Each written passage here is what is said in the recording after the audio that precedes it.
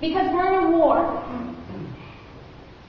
And when I have these kids, which I admit, it's the youth of your church. It's not the kids in public school. It's the ones that sit here in this pew. The ones who are out at the moment.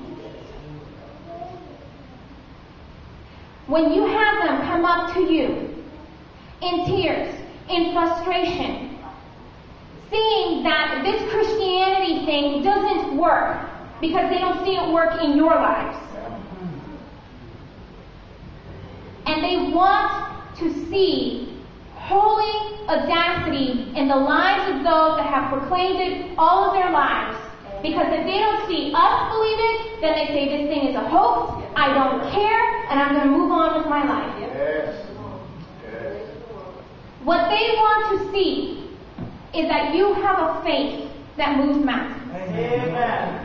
What they want to see is that you have a faith that can rip apart the skies. Where if the paycheck doesn't come in, you are okay because you have God. Amen. Where they don't see their parents freaking out because things didn't go the way that it was supposed to go. Where they can go to mom and dad and say, Mom, Dad, I really think that God is calling me to do this. And you go on your hands and knees and pray to the living God because of finding out for His will. That's what they want to see.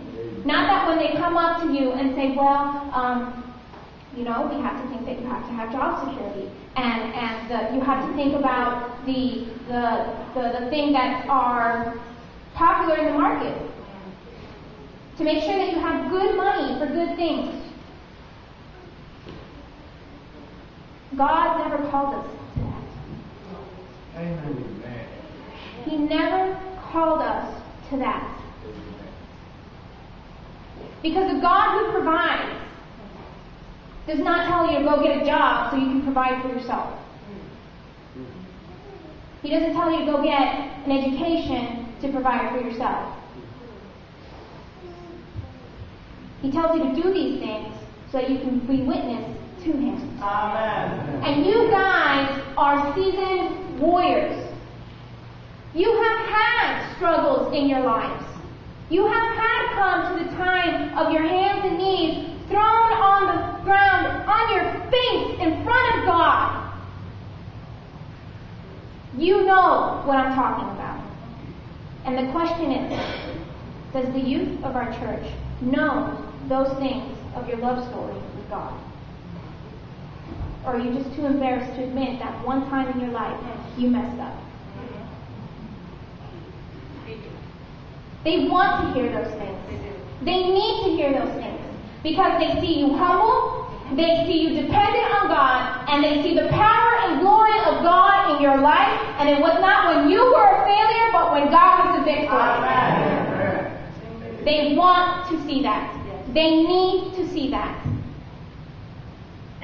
They don't need lectures. They need a strong arm and a soft hand. They need those pointing to God all the time. They want to see a faith that is real. And it's not going to happen until they start seeing their parents, their aunts and their uncles, their Sabbath school teachers and their elders and their grandparents claim on another level of God that they didn't even think it was possible.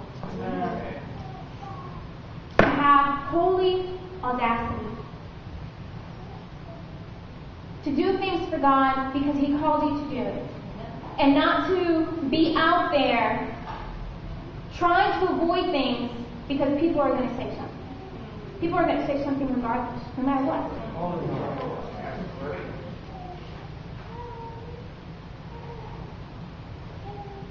And Timothy saw this in Paul.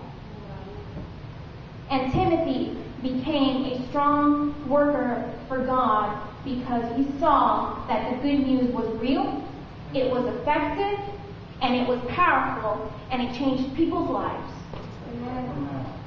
He heard about Saul, the persecutor. Now he was Paul, the missionary. And he said, this cannot happen overnight unless there is God involved. There's a quote by Ellen White. Go on. Move. Has to be there. There's 3 more slides after that. There it is. Christian life is more than many take it to be. It does not consist wholly in gentleness, patience, meekness, and kindliness. These graces are essential, but there is need also of courage, force, energy, and perseverance. The path that Christ marks out is a narrow, self-denying path.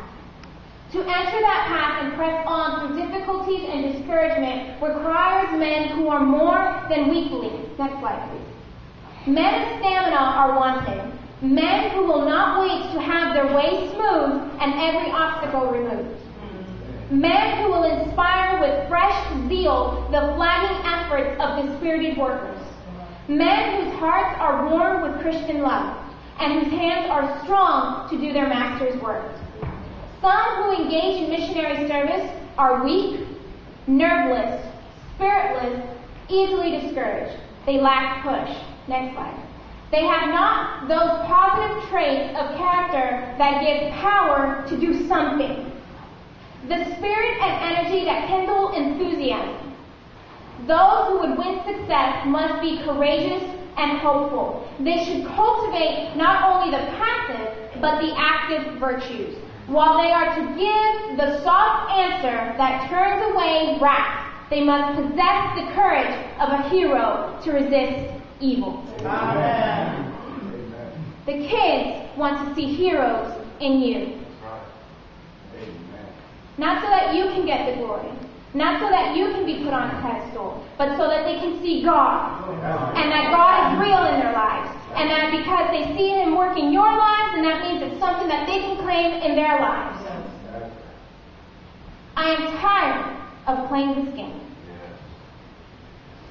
where I am just 22 years old, but I've had enough in my life to realize that this world stinks.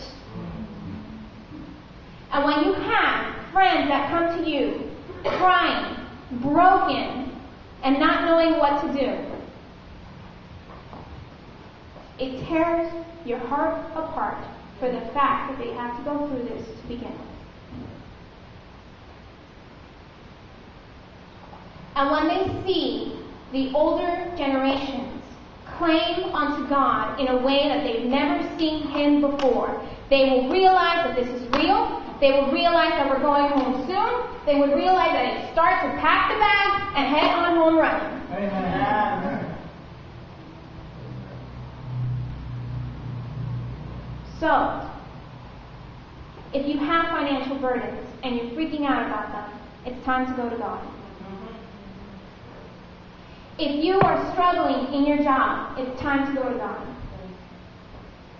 If you have something against your husband or wife, it's time to go to God. Because God will not call you to do something big in your life for His name if you're still struggling with the little things. Where the Sabbath is not treated the way it should be. Where tithe paying is not done the way that God asks to be done.